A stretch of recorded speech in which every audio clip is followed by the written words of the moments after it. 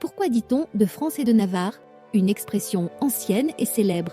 L'expression de France et de Navarre est souvent utilisée pour signifier partout ou dans tous les domaines.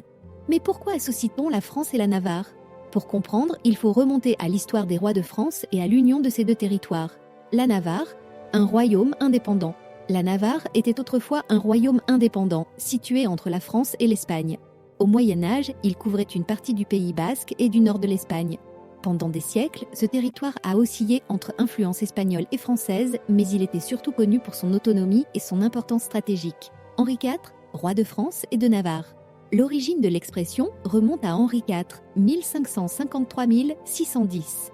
Avant de devenir roi de France, il était déjà roi de Navarre sous le nom de Henri III de Navarre. En 1589, après la mort d'Henri III de France sans héritier, il monte sur le trône français et devient Henri IV, roi de France et de Navarre. Pendant son règne, il unit ces deux couronnes et tente d'apaiser les tensions religieuses qui ravagent le pays. Il est notamment connu pour avoir signé l'édit de Nantes en 1598, garantissant la liberté de culte aux protestants. Une expression passée dans le langage courant. Avec Henri IV, l'expression roi de France et de Navarre devient une formule officielle, utilisée par ses successeurs jusqu'en 1791, lorsque la monarchie absolue disparaît.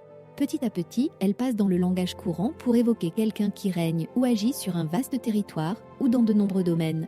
Aujourd'hui, on l'emploie souvent avec humour ou nostalgie pour parler de quelqu'un qui a fait beaucoup de choses ou qui a beaucoup voyagé. Héritage et modernité.